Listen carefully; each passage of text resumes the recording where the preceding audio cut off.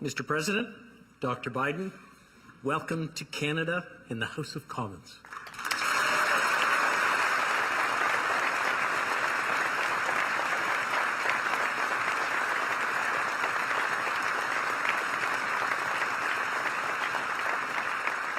Monsieur le Premier Ministre, Prime Minister, Speaker Fury, ladies and gentlemen, party leaders, members of Parliament,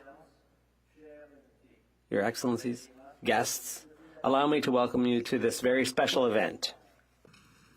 on behalf of my colleagues, we are honored by your visit.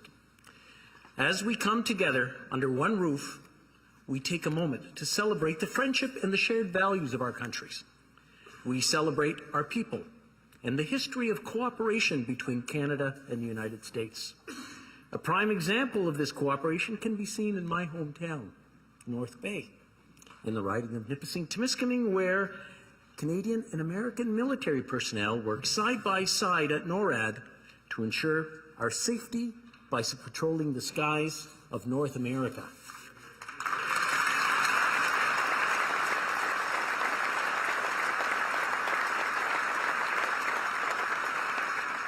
NORAD is proof that when Canadians and Americans venture to undertake a mission together, we accomplish great things, but more importantly, our great friendship grows.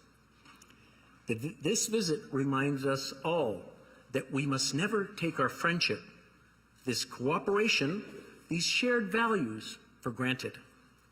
I would now like to invite the Right Honourable Prime Minister to say a few words. Prime Minister.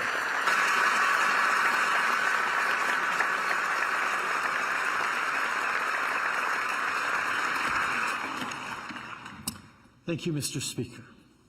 Today, we welcome to our Parliament the 46th President of the United States of America, President Joseph R. Biden, Jr. Mr. President, you are a true friend to Canada, and that matters more than ever in this consequential moment. Make no mistake, these are serious times.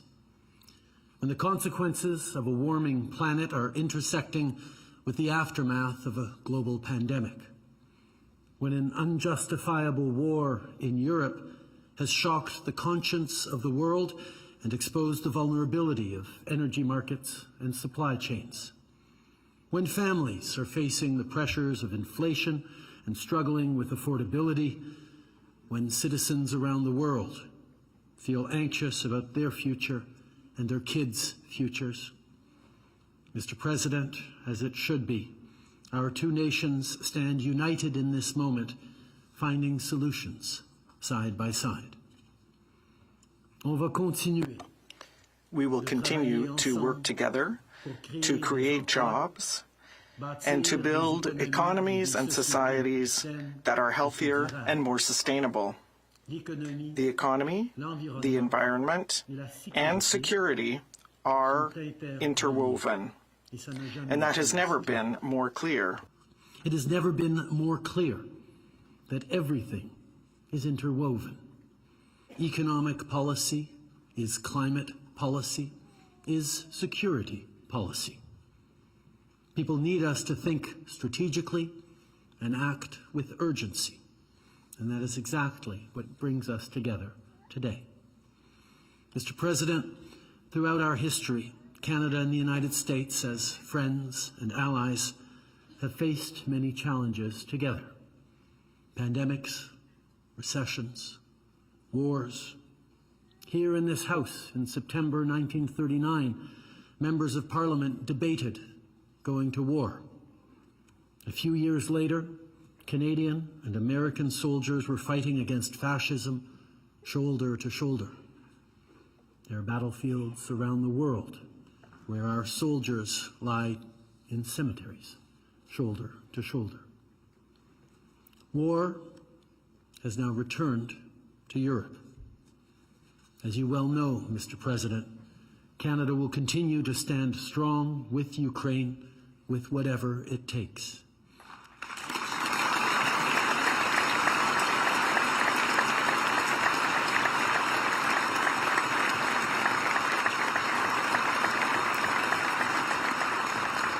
Together, both of us are partners that Ukraine and the world can count on. Since Putin launched his brutal invasion, like you, Canada has provided significant military support, in our case, artillery, ammunition, armor, and tanks. From 2015 to today, with Operation Unifier, the Canadian Armed Forces train the brave members of the Ukrainian military, about 35,000 of them and counting. With partners and allies, we've both used sanctions and punitive economic measures to continue to deplete the Kremlin's war chest. After a terrifying spring, a violent summer and fall, and an exhausting winter, Ukraine still stands.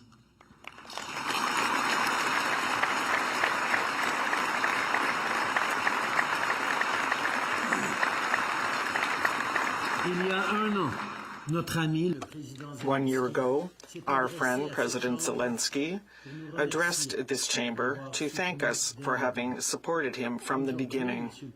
Today, Mr. President, together, we reiterate that message for President Zelensky and all Ukrainians. We remain at your side. It is by defending democracy and the rules-based international order that we will ensure the safety and security of Canadians and Americans. Vladimir Putin has underestimated the resolve of Europe and NATO allies. He has underestimated the strength and the courage of Ukrainians and their will to defend their language, their culture, and their homeland. Mr. President, today I want to introduce you to Natalia, who I met just last week. Natalia arrived in Canada from Ukraine more than 10 years ago. Give us a wave, Natalia. Yes.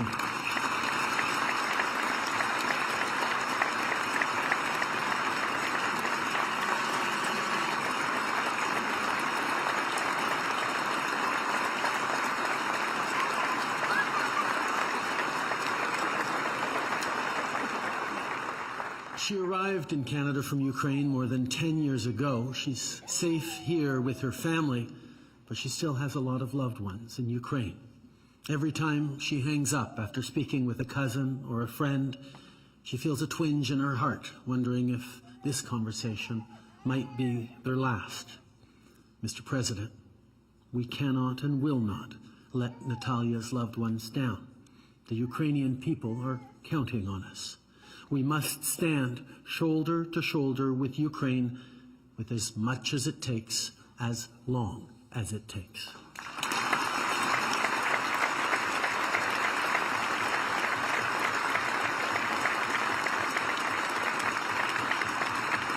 But I bring up Natalia now not just because of what's happening over in Ukraine as we speak, but also because she's key to what we're building here today and tomorrow. Vous savez, j'ai rencontré You know, I met Natalia in Nova Scotia last week. She currently lives near Bridgewater, which is a small town of some 9,000 people. For over 50 years, the Michelin tire plant in Bridgewater has been one of the most high-performing facilities in the world. It is thanks to the strength of the workers there that Michelin has just announced major investments to modernize its facilities in order to respond to the growing demand for electric vehicles. Good, stable jobs like the ones at that plant truly count for Natalia and her family, and they also count for our large and small communities. When I was in Nova Scotia meeting with Natalia and others, I met third-generation tire workers at that Michelin plant. And because of the work that we're doing together and investments we're making for the future, that community will have jobs for generations more to come. And that doesn't just impact them in Bridgewater. It means there will continue to be vans delivering food to grocery stores in California and trucks delivering medical supplies to hospitals in Pennsylvania that roll on tires made in Nova Scotia, as it should be.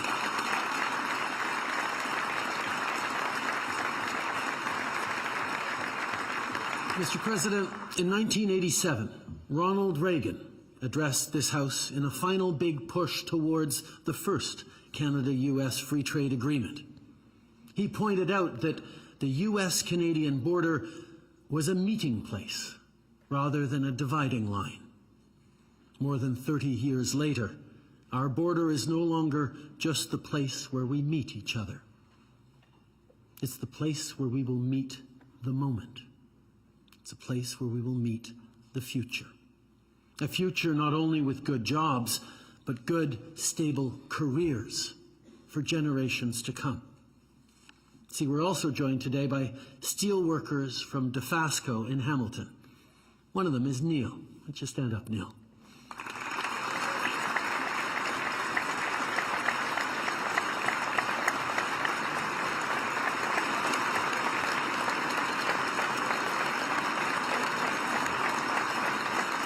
You see, Neil's mother worked at Dofasco in the 70s. His father worked in the finishing steel area for 37 years. Now, with the investments we've made to help Dofasco phase out coal-fired steelmaking in favor of electric arc, Neil's kids and grandkids and great-grandkids will be able to choose careers making the clean steel the world needs to build EVs, buildings, and bridges. Clean steel will be the backbone for manufacturing in the future, and workers like Neil, from generations past to generations future, will continue to be at the heart of the economy we're building for the middle class.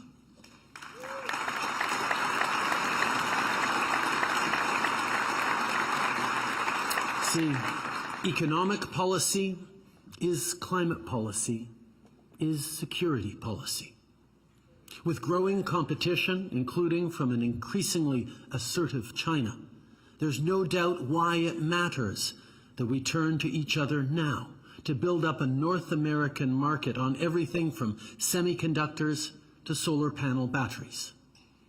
Mr. President, with the Inflation Reduction Act, you're creating the jobs of today and tomorrow for the middle class in America.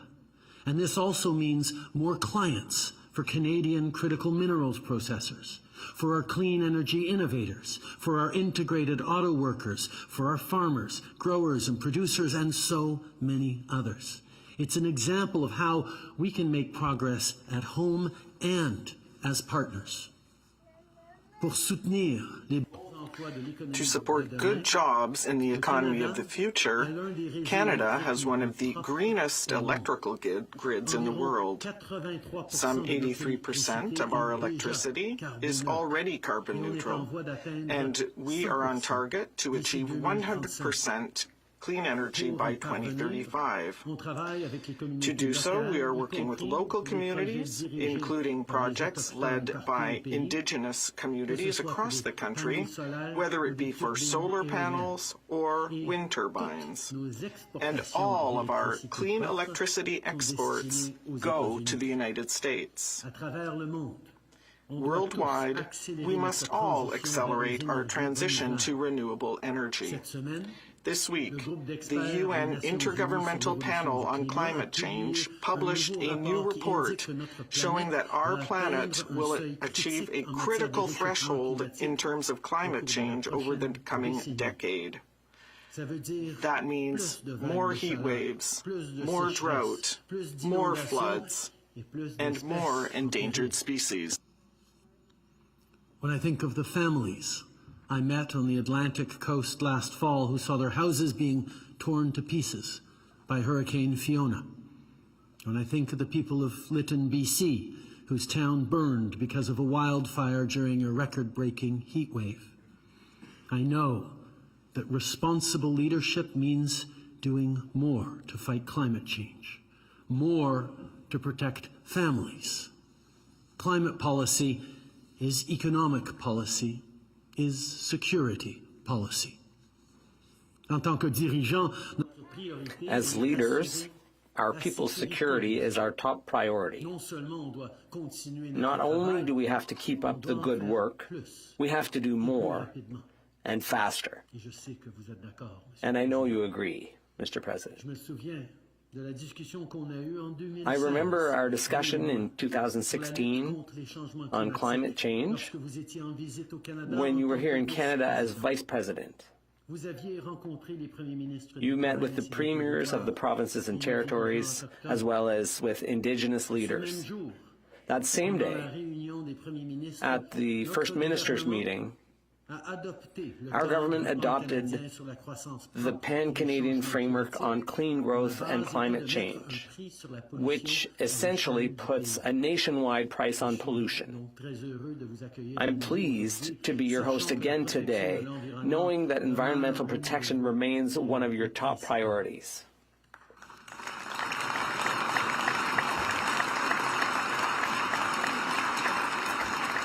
Mr. President, what makes this such a moment of consequence is that our world, our way of living, is facing multiple threats at the same time. That's why security policy is climate policy, is economic policy. Because climate change, inflation, war, energy shortages, but also foreign interference, misinformation and disinformation, and constant attacks on our values and institutions all compound. Democracies like ours, just like democracies around the world, didn't happen by accident and won't continue without effort. On doit être là, l'un pour l'autre. We have to stick together. We have to continue to face down authoritarian threats, both at home and abroad. We have to continue to defend what is right. This is not the time to compromise on our values. This is not a moment to compromise on our values. This is a moment to double down on them. We must continue to show resilience, perseverance, and strength. Resilience, perseverance, and strength. These are words that perfectly describe two men who are here with us today, Michael Kovrig and Michael Spavor.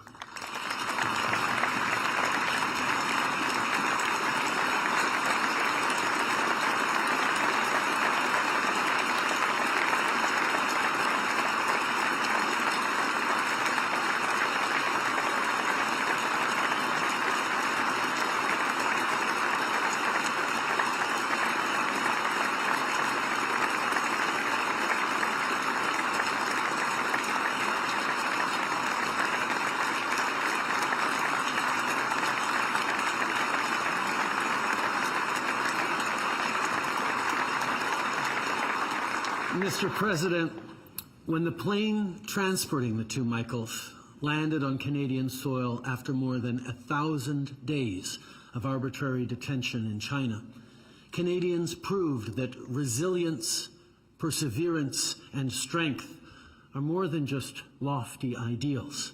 They're commitments that drive our actions and shape our character.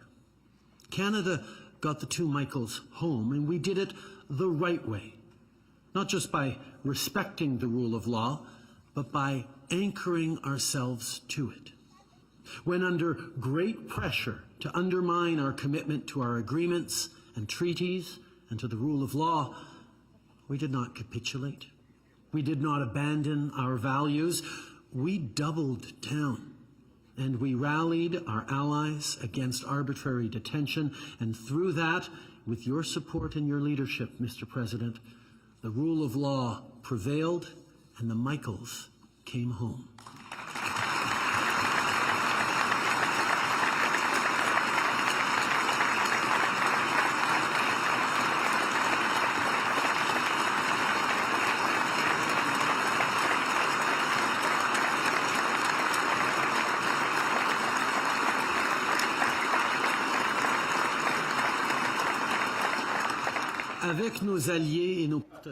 Together with our allies and partners, Canadians and Americans have to remain a source of inspiration to the rest of the world.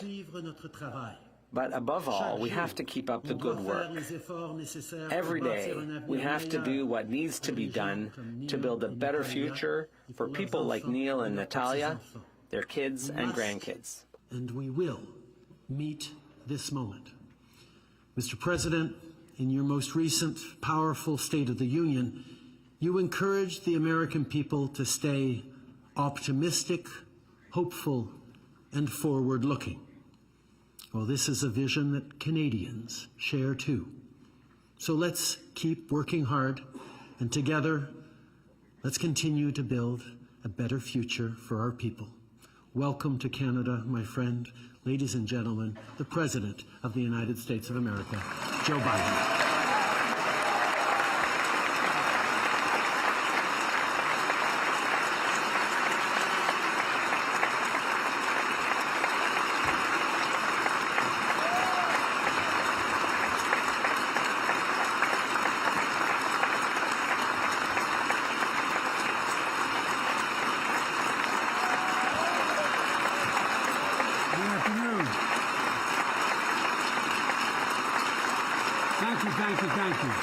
Thank you. Good afternoon. Bonjour, Canada. Good afternoon, Canada.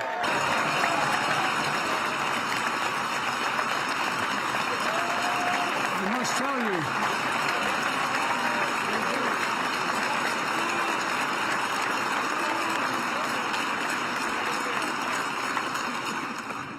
I took 4 years of French in school.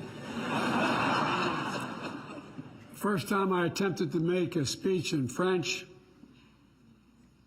I was laughed at. So that's as good as I can get right now. But seriously, thank you very, very much. Speaker of the House of Commons, Speaker of the Senate, members of the Parliament, thank you for the very kind welcome for my wife and I. Prime Minister Trudeau, you were my first meeting with a foreign leader just 1 month after my presidency during the hardest days of COVID-19. We had to make a visit virtual, but since then, we've been all over the world taking on some of the toughest issues our nations have faced in a very long time. I want to thank you for your partnership and for your personal friendship. I thank you very much.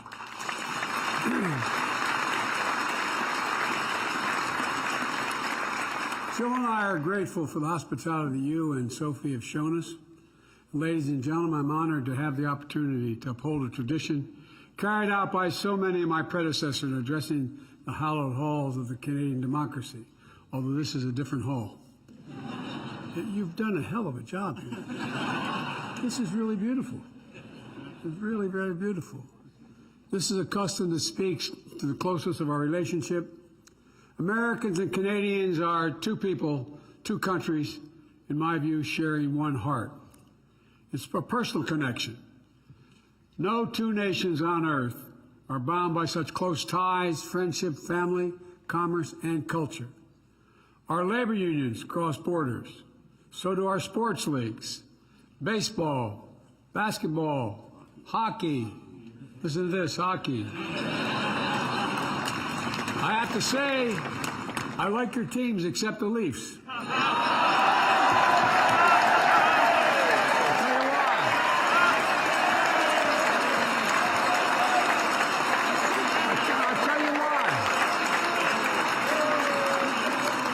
I'll tell you why. They beat the Flyers back in January, that's why.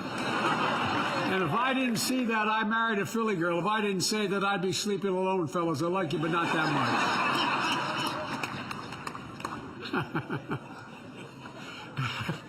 much. It can be easy to take a partnership between Canada and the United States as a given. But when you stop and think about it, it's really a wonder. 5,552-mile-long border, more than 8,800 kilometers, defined by peaceful commerce, trading relationships that measure more than $2.5 billion a day. Every day, hundreds of thousands of people cross the borders going in north and south to work or just to visit, knowing they'll find a warm welcome on the other side of the border. Americans love Canadians, and that's not hyperbole. It's a data-driven fact. Earlier this week, the Gallup poll did a new poll showing American opinions on different countries in the world.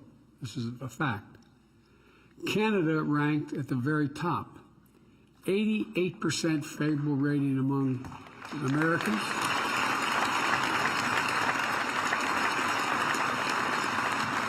Up from 87 the year before. I take credit for that one point. I suspect every politician in this room would do a hell of a lot to get those kind of numbers. But there's a reason for it. The same fundamental aspirations reverberate across both our nations, from the Atlantic to the Pacific, to live in freedom. Not just freedom, but live in freedom with dignity. With dignity. To relentlessly pursue the possibilities of tomorrow. To leave our children and our grandchildren a future that's better because of our efforts, the people in this room and a similar room in the United States. President Kennedy said, and when he spoke here in 1961, and I quote, he said, "Ours is the unity of equal and independent nations, co-tenants of the same continent, heirs of the same legacy, and fully sovereign associates in the same historic endeavor, to preserve freedom for ourselves and for all who wish it, for all who wish it." For more than a century of that historic endeavor, Canada and the United States have had each other's backs. In war and in peace, we have been the stronghold of liberty, safeguard for the fundamental freedoms that give us our lives, literally, give our lives meaning. We have gladly stepped into the responsibilities of global leadership because we understand all that is at risk for Canadians and Americans alike when freedom is under attack anywhere in the world. Today, our destinies are intertwined and they're inseparable, not because of the inevitability of geography, but because it's a choice we've made again and again. The United States chooses to link our future with Canada because we know that we'll find no better partner, and I mean this from the bottom of my heart, no more reliable ally, no more steady friend. And today I say to you and to all the people of Canada that you will always, always be able to count on the United States of America. I guarantee it.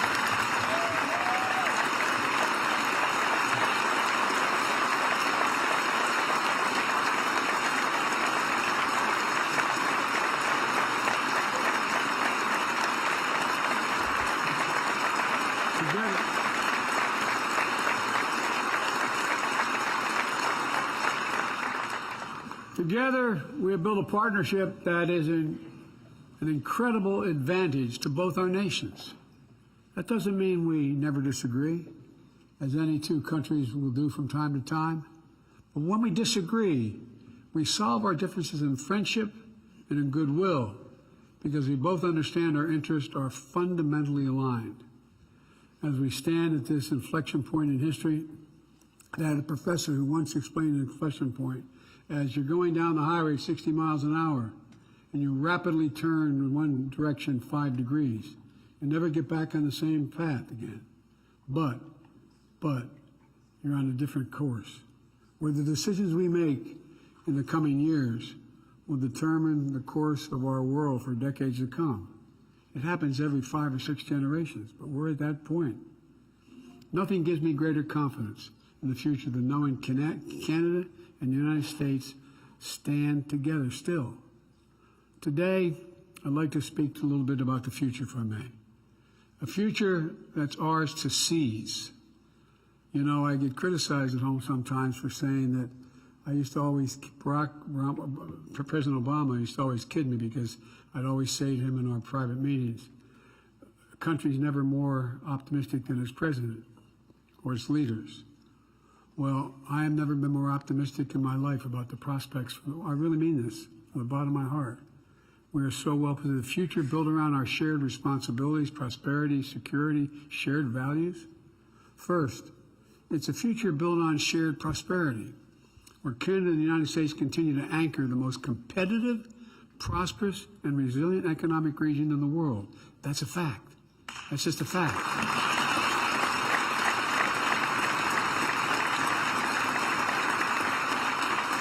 Where our supply chains are secure and reliable from end to end because we're creating the value at every step right here in North America.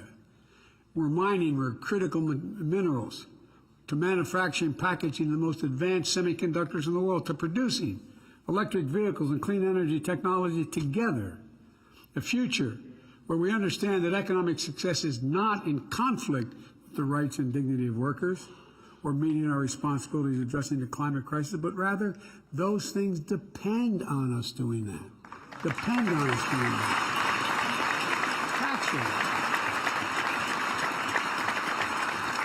Since becoming president, I've been laser focused on rebuilding the U.S. economy from the bottom up and the middle out. Not a whole lot trickled down from the top down on my dad's kitchen table. And by the way, when the middle class does well, the wealthy do very well. No one gets hurt.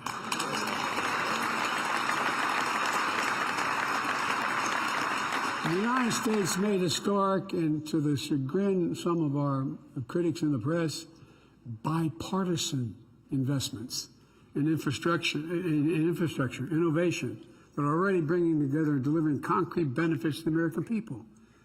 And we, as we implement these legislative achievements, there are enormous opportunities for Canada and the United States to work even closer together to create good-paying jobs in both our countries. The Inflation Reduction Act, which I admit wasn't bipartisan, but nonetheless, all of a sudden I'm finding we have more adherence, represents the single largest commitment in tackling climate in our history. As a matter of fact, the single largest investment in all of human history. And it's going to spur clean energy investments all over the world. And explicitly includes tax credits for electric vehicles assembled in Canada, recognizing there's a simple reason.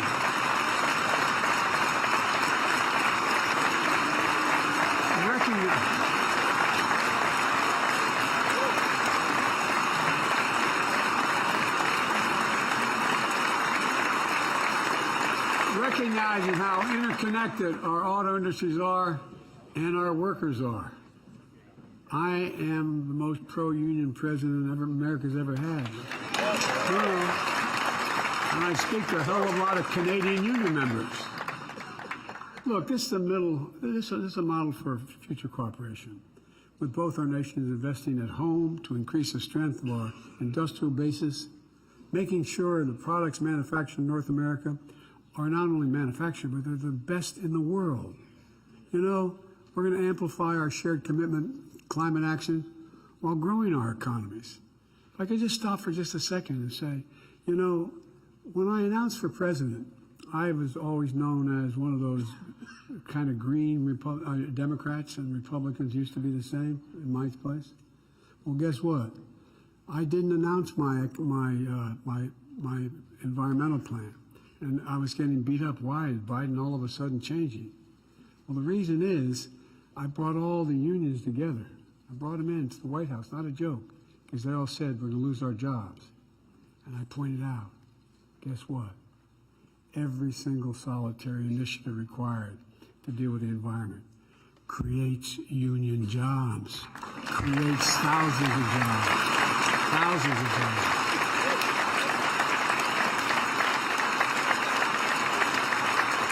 For example, I met with the IBEW and pointed out we're going to build 5,500 electric charging stations. Guess who builds them? Union workers. So look, we're coordinating the standard for new electric vehicles and charging stations, so Americans and Canadians can continue to easily cross the border without ever hitting a snag in their American or Canadian-built automobiles, zero-emission vehicles. Moreover, we're going to build batteries and technologies that go into those vehicles together. We've learned the hard way during the pandemic that when we rely on just-in-time supply chains, that circle the globe, there are significant vulnerabilities to disruptions and delays. And it drives up costs here at home, both Canada and the United States. But there's a better way. Our nations are blessed with incredible natural resources. Canada in particular has large quantities of critical minerals that are essential for our clean energy future, for the world's clean energy future. And I believe we have an incredible opportunity to work together so Canada and the United States can source and supply here in North America everything we need for reliable and resilient supply chains.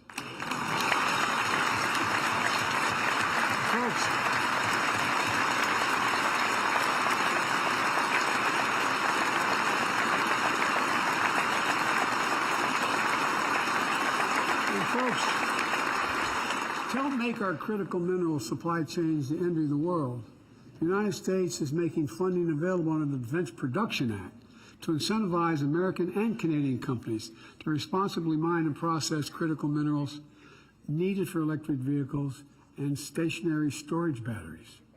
We're also building integrated supply chains for our semiconductors, a critical computer chip that I might note was invented in America, and then we lost control of it.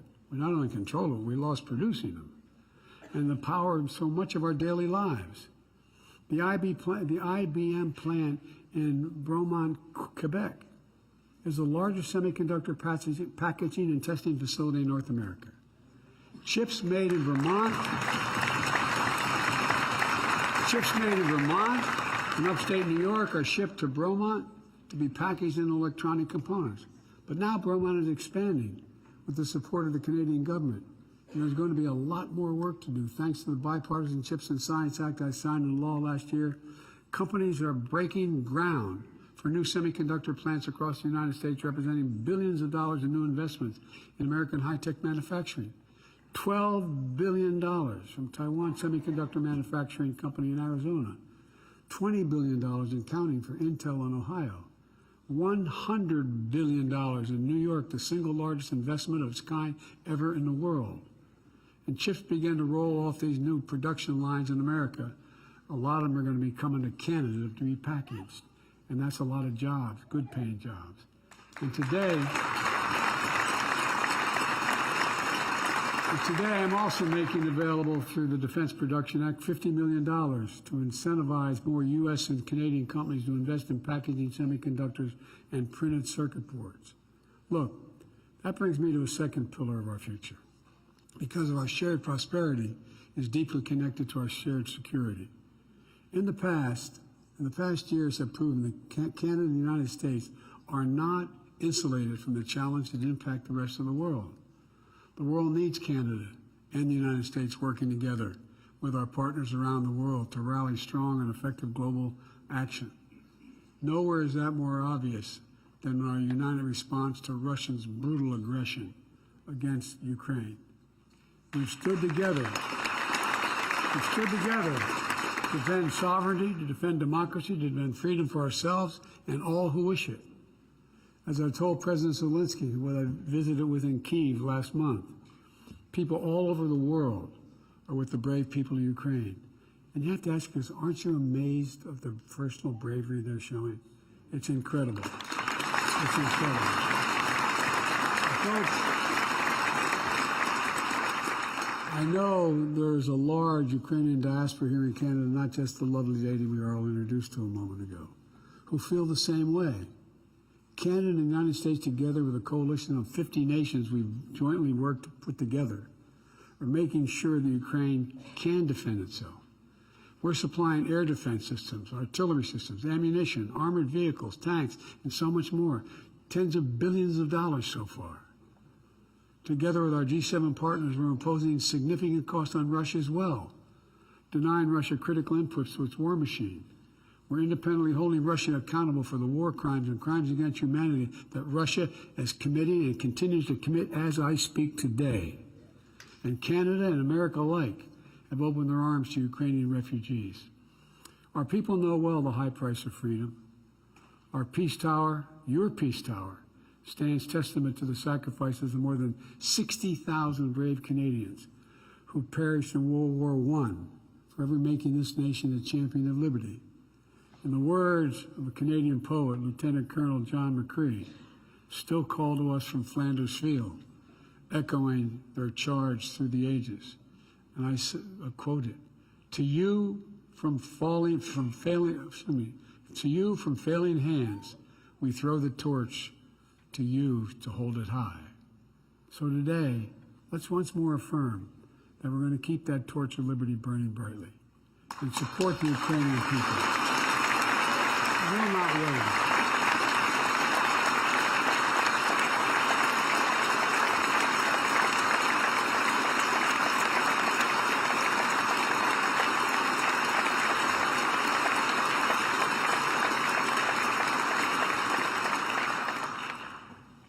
Putin was certain he would have been able to break NATO by now. He was certain of that. But guess what? His lust for land and power has failed thus far. The Ukrainian people love of their country is going to prevail. In the face of President Putin's aggression against Ukraine, Canada and the United States are also making clear our commitment to our NATO allies. We'll keep our alliance strong and united. We'll defend every inch of NATO territory. An attack against one is an attack against all.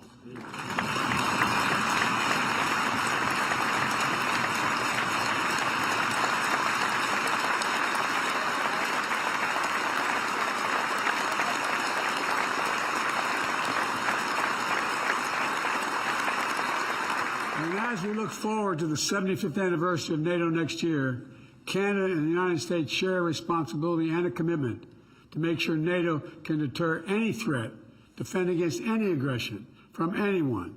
That's the bedrock of the security of both our nations. Canada and the United States are not only partners in transatlantic security, we are Pacific nations as well. Earlier this month, we held our first U.S.-Canadian Indo-Pacific dialogue to deepen our cooperation in the vital region to promote an Indo-Pacific that is free and open, prosperous and secure. We're also an Arctic nation. We both recognize the critical importance of this region to our collective security and the interest of other nations all of a sudden in the Arctic. We're working in close coordination to steward and protect the northernmost reaches of our world. And we are American nations, deeply invested in ensuring that the Western Hemisphere is peaceful, prosperous, democratic, and secure. And that starts with our commitment to defending our people and our own sovereign territory.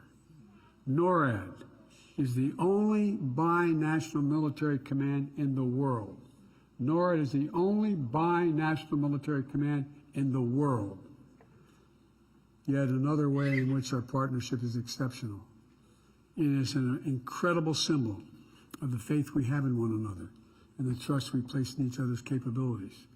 Soon, NORAD will have a new next-generation over-the-horizon radars to enhance our early warning capacity, upgraded undersea surveillance systems, modernized infrastructure is necessary to host the most advanced aircraft.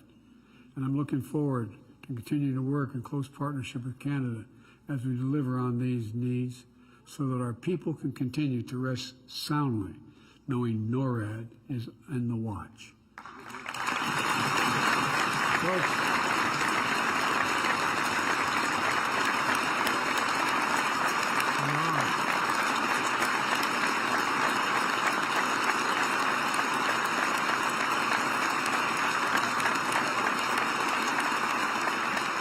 we're also coordinating closely to take on the human security challenges throughout the region.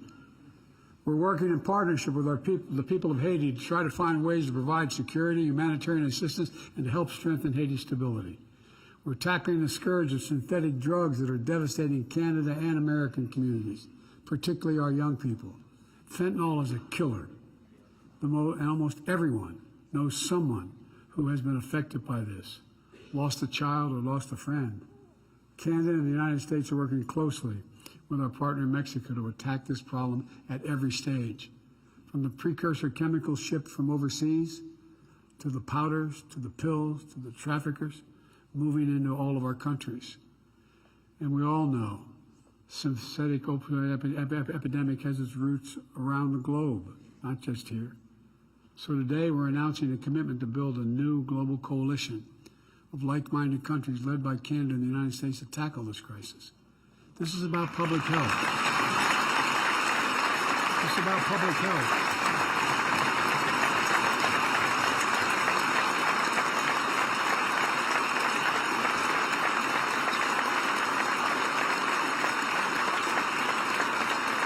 It's about public health, our economic futures, our national security. We're also working together to address the record levels of migration in the hemisphere. The Los Angeles Declaration on Migration and Protection, which the United States and Canada signed last June along with 19 other nations, represents an integrated new approach to the migration challenge, which is real. One that unites humane policies that both secure borders and support people.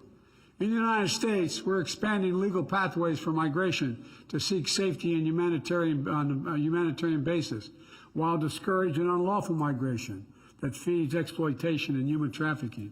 So today, I applaud China for stepping up. I applaud Canada.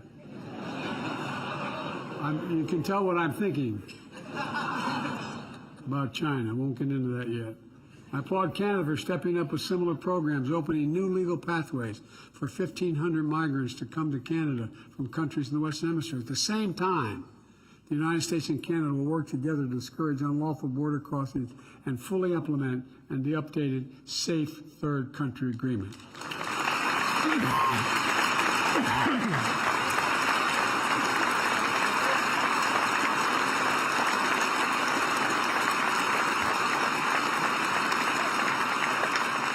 Finally, as we advance our shared prosperity and security, we must never lose sight of our shared values, because our values are literally the linchpin holding everything else together.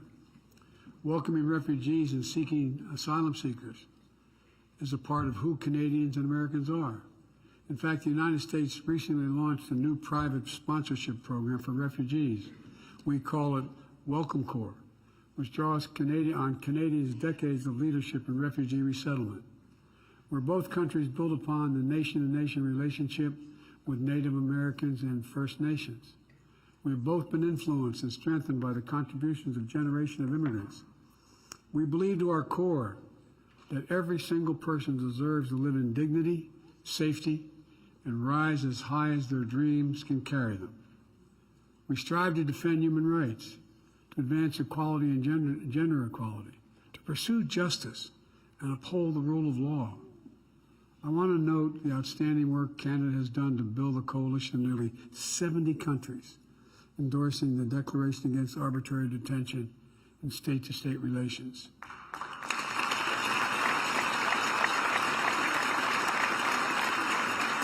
It's not only a statement of values. Our citizens are not bargaining chips. They're not diplomatic leverage.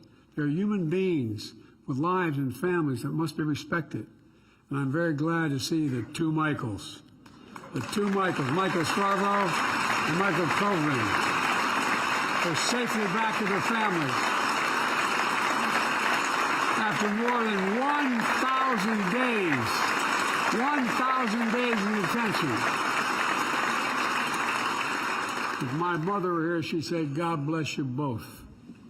Thank you for joining us today, and thank you for having an opportunity to meet you earlier. You know, the incredible diversity that defines each of our nations is our strength. And the Prime Minister Trudeau and I know this is a belief that you and I share.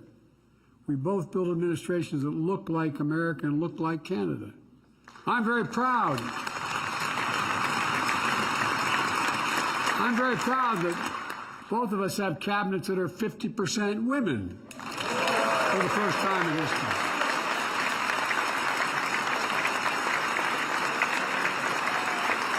Even if you don't agree, guys, I'd stand up.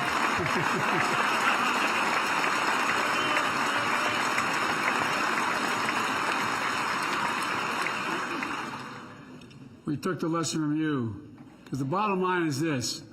We make it easier for historically underrepresented, underserved communities to dream, to create, to succeed. We build a better future for all our people. So let's continue the work. Where there are no barriers, things look better. Where there are barriers to equal opportunity, we got to tear them down.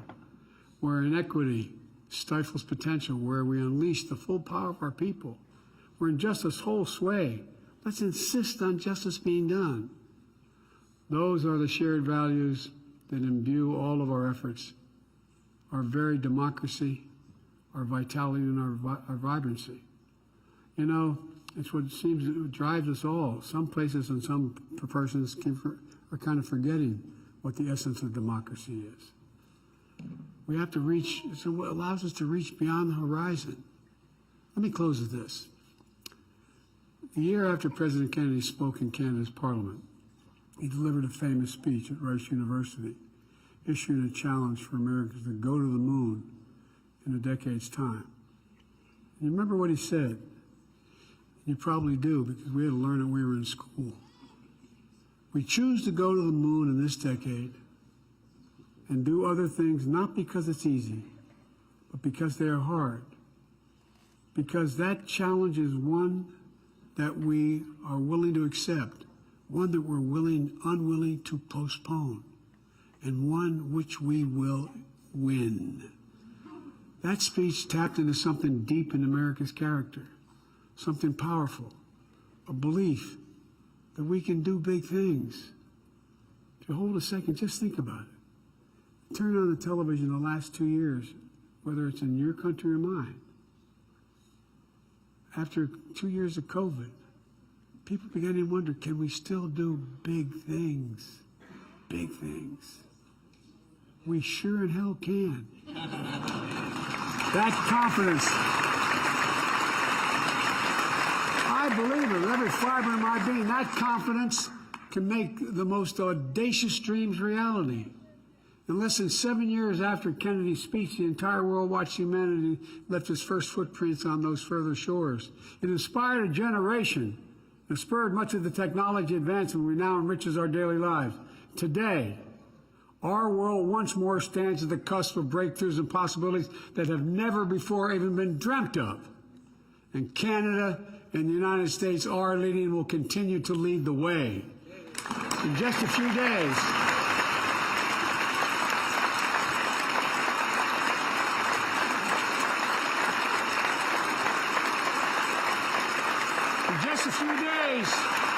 NASA is going to announce an international team of astronauts who will crew the Artemis II mission, the first human voyage to the moon since Apollo mission ended more than 50 years ago. Will consist of 3 Americans and 1 Canadian.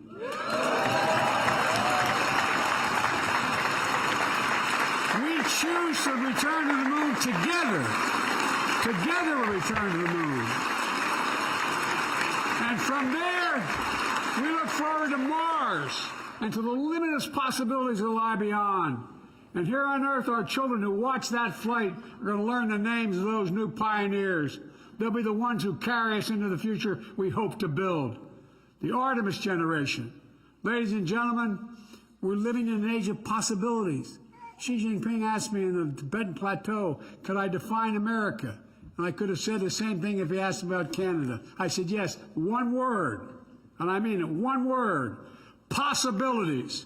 Nothing is beyond our capacity. We can do anything. We have to never forget. We must never doubt our capacity. Canada and the United States can do big things. We stand together, do them together, rise together. We're going to write the future together, I promise you.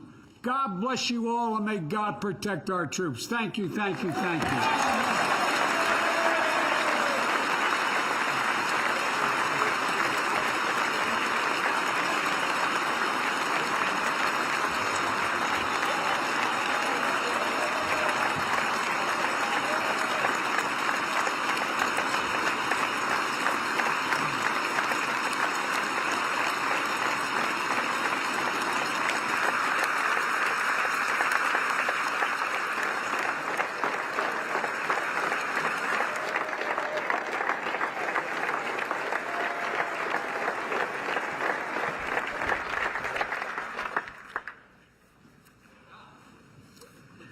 Thank you, Mr. President.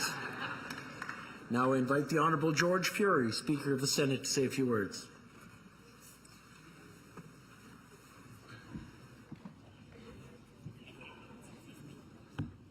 Thank you, Mr. Speaker.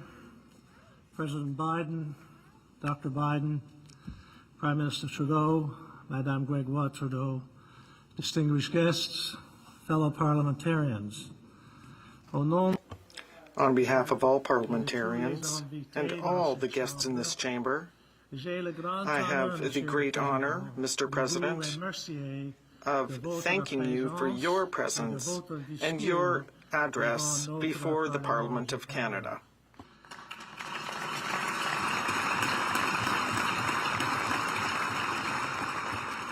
It is an honor to have you with us here in our Parliament.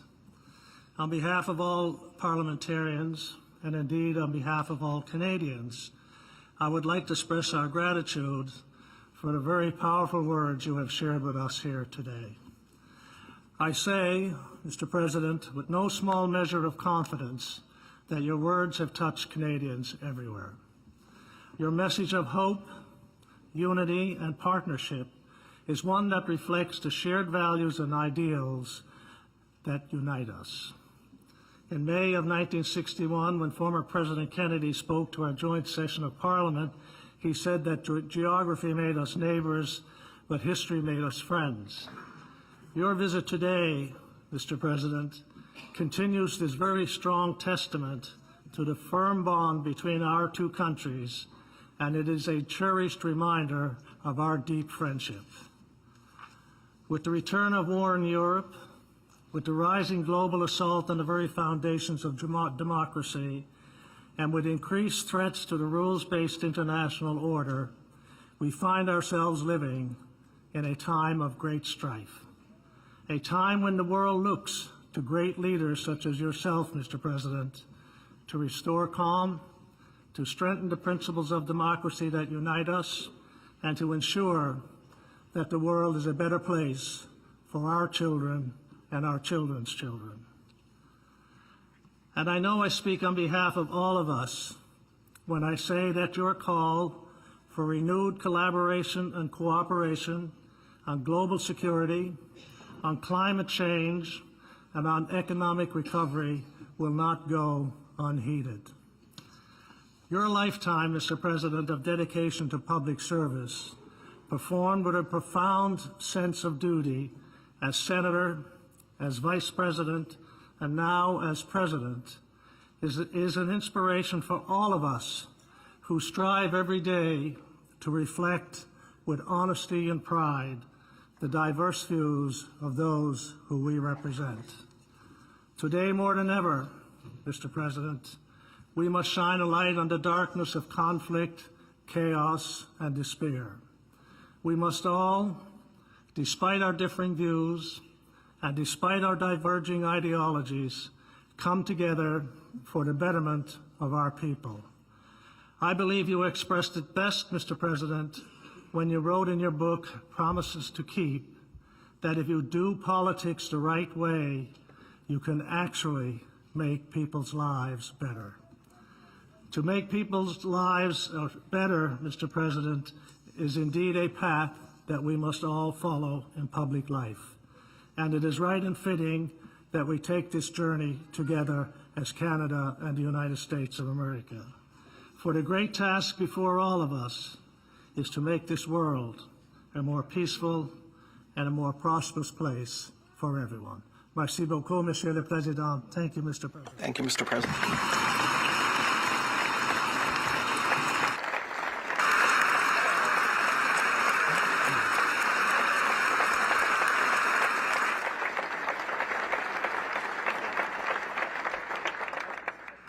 Thank you, Mr. Speaker. Mr. President, Dr. Biden, whether from the Oval Office, the Senate chamber, or from inside the classroom, you have given yourselves to public service, to bringing people together for common good, to lifting others up and shared sense of purpose. It has been said, Mr. President, that empathy is your biggest superpower. And what a superpower that is. Cela vous a permis d'aider les gens. You've used your superpower to help people set common goals and set aside their differences. You embody the words of one of your illustrious predecessors, the former President Jimmy Carter, who said, "What is needed now, more than ever, is leadership that steers us away from fear and fosters great confidence in the inherent goodness and ingenuity of humanity." Permettez-moi de prendre Allow me to take a moment to say that our thoughts and prayers are with President Carter and his family at this difficult time.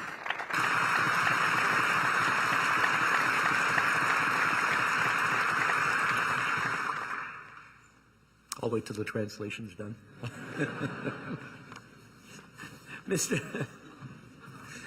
President, Dr. Biden, you have both shown that to the world that devotion to family and country are not mutually exclusive.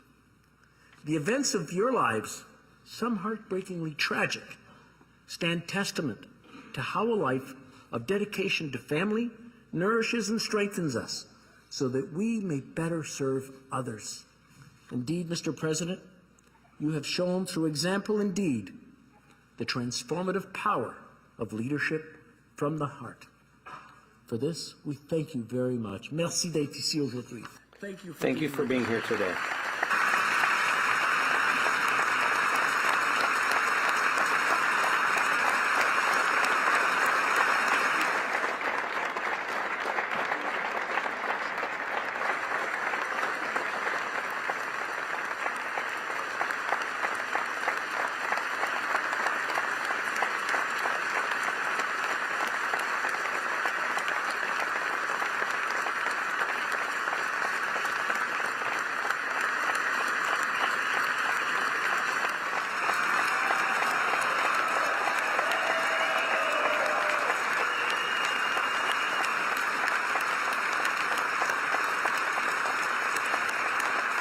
Thank you very much.